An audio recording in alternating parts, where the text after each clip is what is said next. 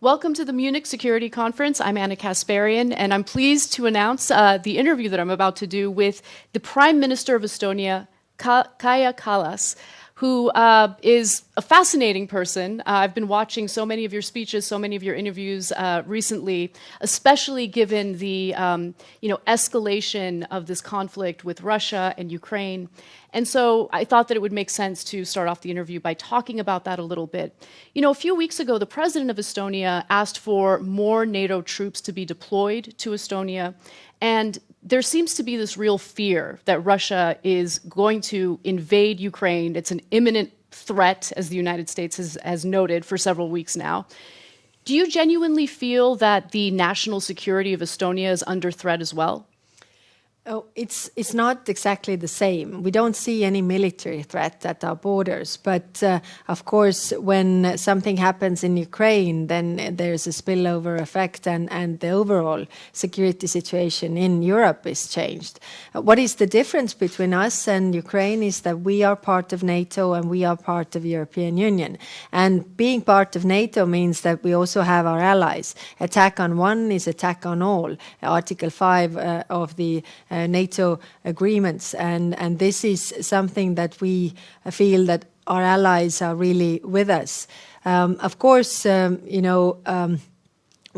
have been asking the strengthening of the eastern flank for quite some time already, because Russia's aggressive behavior is there all the time, and not only what they're doing in Ukraine, but how they are seeing this overall situation. They are constantly doing exercises, and what they are exercising is attacking the West.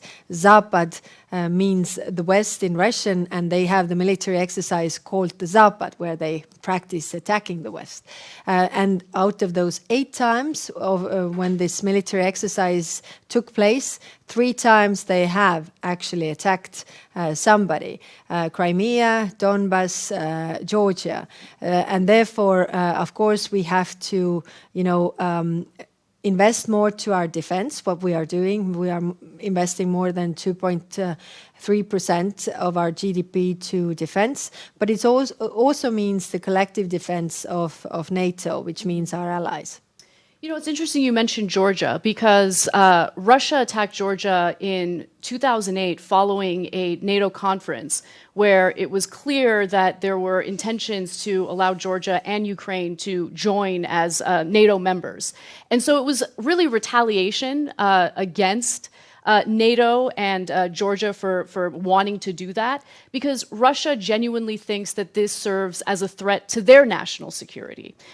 So I think that gets downplayed a little bit. So for instance, as an American, I can say, if there were missiles, Mark 41 missiles, that had the capability of being pointed at us, targeted toward us, if there was any possibility of it hurting our country in any way, the U.S. would act militarily immediately. Mm-hmm. They wouldn't joke around with military exercises at the border. They would attack.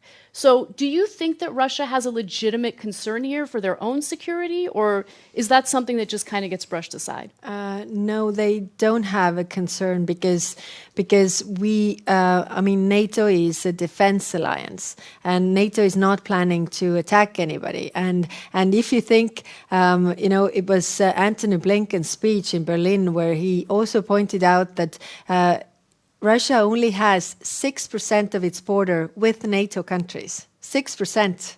So it can't, the threat can't come from NATO countries, and it really hasn't. Does Georgia or Ukraine have any aspirations towards Russia? No, they don't. Mentioning Georgia, I think this is a good point. What Russia doesn't want to see is, all those Moldova, Georgia, Ukraine to go with NATO, to go with European Union, and not because it's NATO and it's a threat militarily, but because it's a threat to their way of life. Kremlin's way of managing the country.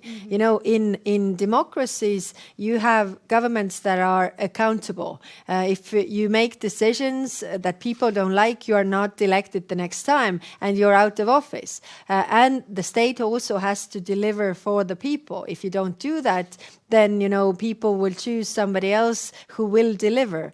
But in autocracy, in Russia, it's not working like this. You know, Putin is not up to any elections, whatever he does, and is also not accountable for his decisions. And he's afraid of that, you know, taking over or prevailing in Ukraine. You know, one thing that I've been a little bit concerned about is the disinformation that's being thrown around, honestly, from both sides. So one thing that really stood out to me a few years ago in the media narrative in the United States was this notion that Russia was funding the Taliban and paying bounties for U.S. soldiers. That's what U.S. intelligence was saying. That story later was retracted because it wasn't true. So if that kind of disinformation is coming out from intelligence officials in the United States, and it's being printed by corporate news in the United States, it's not just about the NATO alliance, it's about the track record that the biggest NATO member, the United States, has in spreading disinformation, in engaging in preemptive wars. Do you feel that that is in any way a legitimate concern for Russia? Well, information wars are a concern for everybody, but who is better in those wars? We definitely see Russia, you know, pressuring or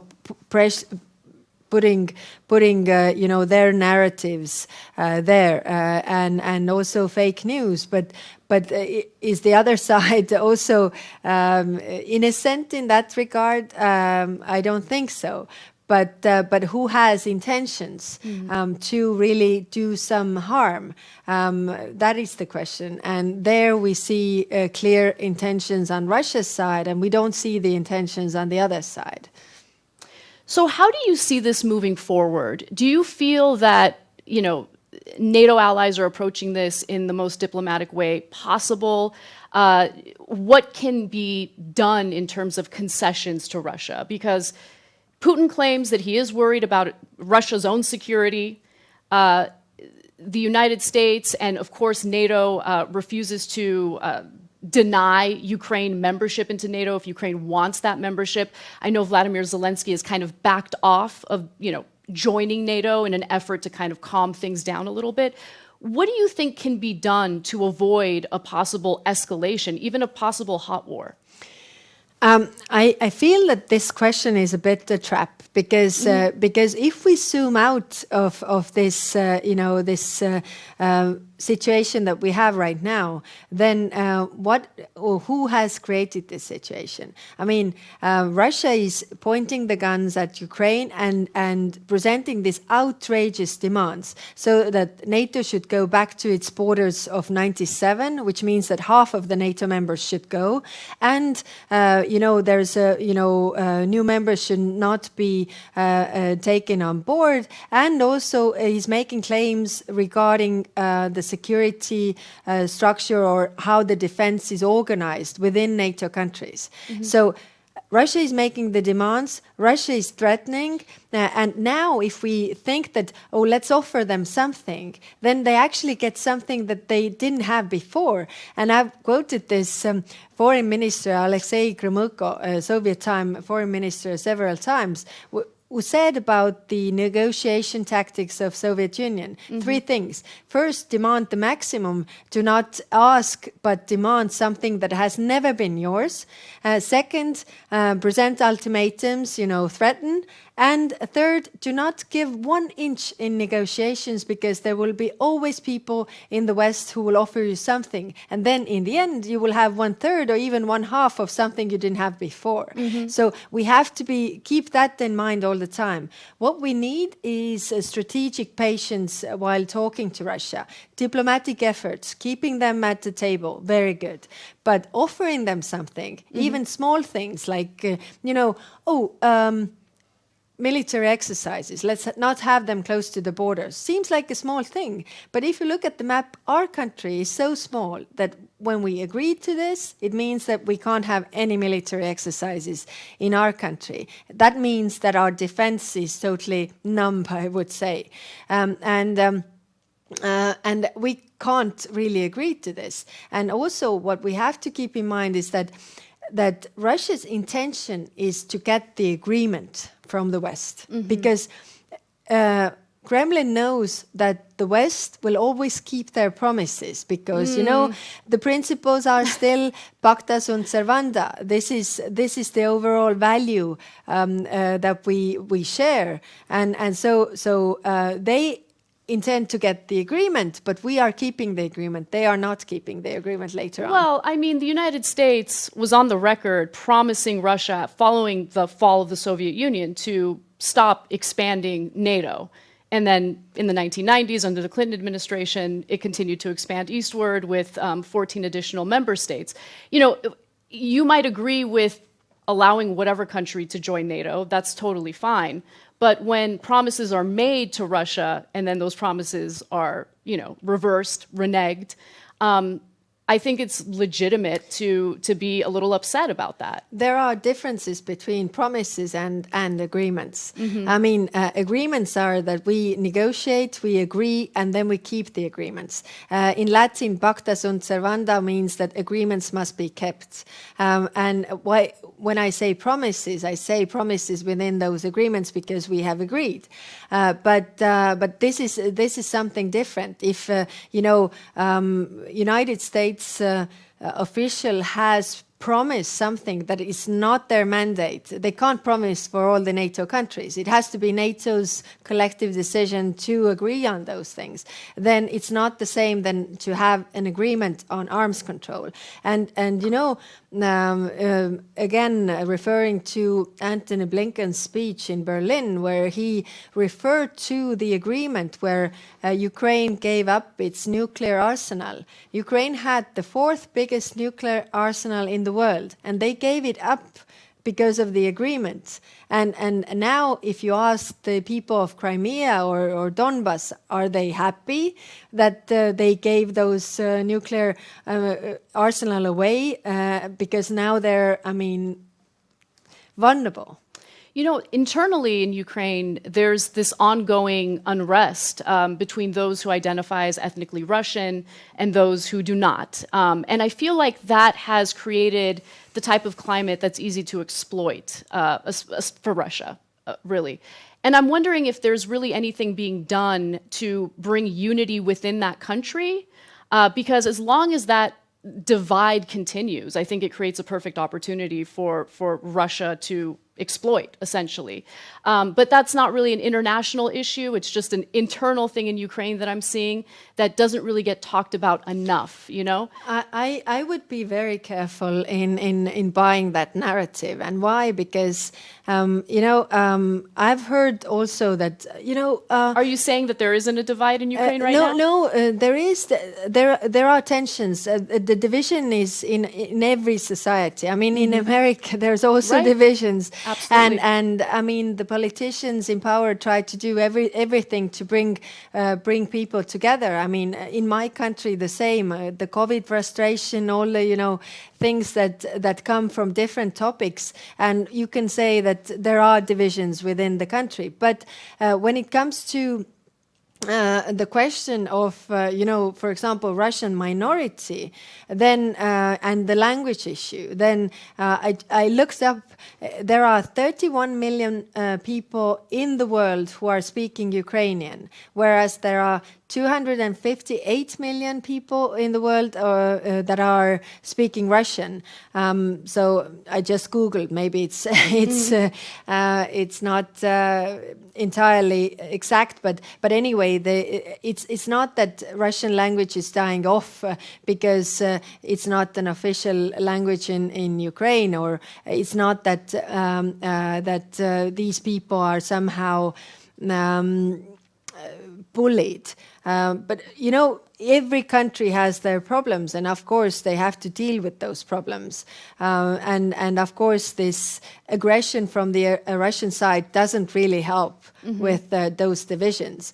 Because I think before Crimea, Ukrainians and Russians, they lived happily in Ukraine, and there were no such tensions. But afterwards, the tensions are there. So, there's a lot of talk about the importance of protecting sovereign states. NATO is a defense mechanism meant to protect the sovereignty of these countries that are being threatened by, hegemonic powers, countries like Russia, for instance.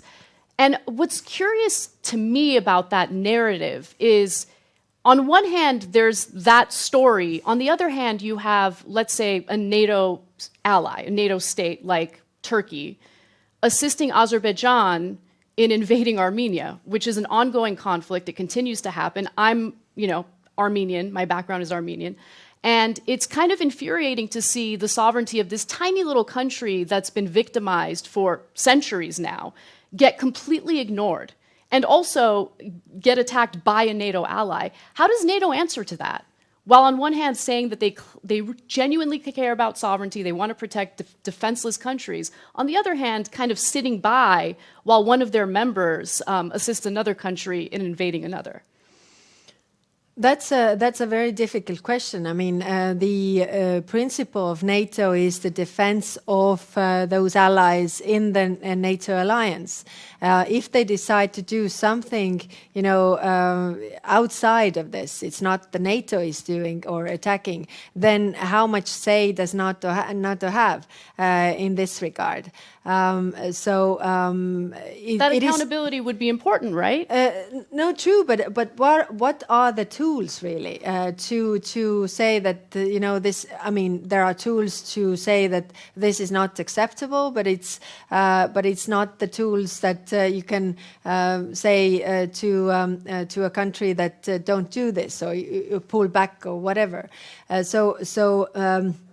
And not going into details of all the negative things that different countries are doing, but the essence of NATO is defending, and is not NATO going to Armenia, and there are of course problems with other NATO countries as well, but trying to keep them separate. I mean, we have problems in the European Union as well, and there are countries who are members of NATO in the European Union and those who are not. And also difficulties within those countries. Again, Cyprus, Turkey, Greece. Yes. That's a combination. Of course, Turkey is not member of European Union, but the point being that there are problems also regarding those countries.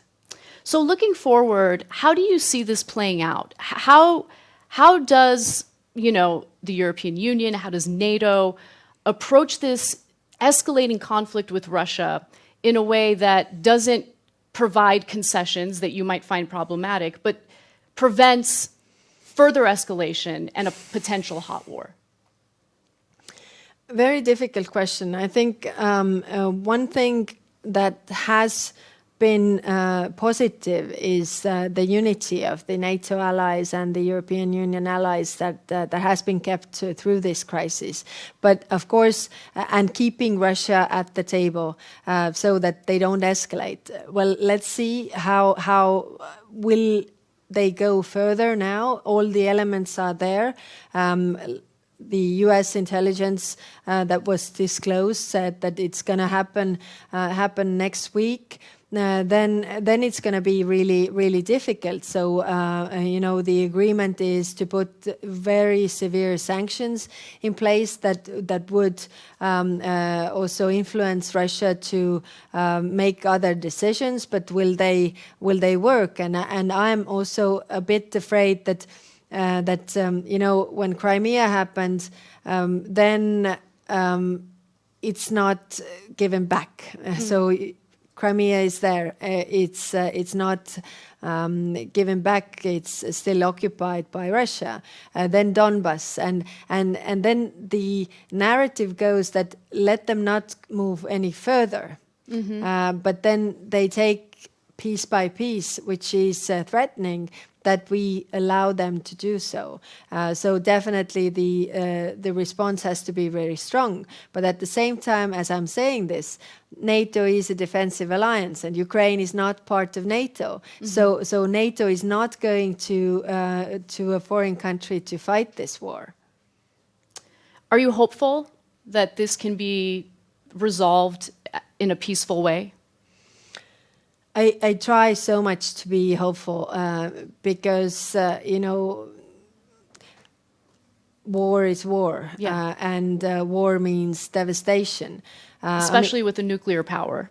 Yeah, well, not to mention that, but I mean, for example, if you ask the kids to draw a nice picture of a nice day, they draw, the sun and the family and the flowers and then you ask that now make it a war. So they go with black, they take everything down, they put flames, and it's going to look like, the picture is going to look like really awful. And then you say that, okay, now make peace again of that picture. And it's impossible. And that's why it is very, very difficult, and we must try to prevent this, try to talk to Putin, who has the contacts, to not go on with this aggression, because it doesn't benefit anybody. Prime Minister Kallas, thank you so much for taking the time. I really appreciate it. Thank you.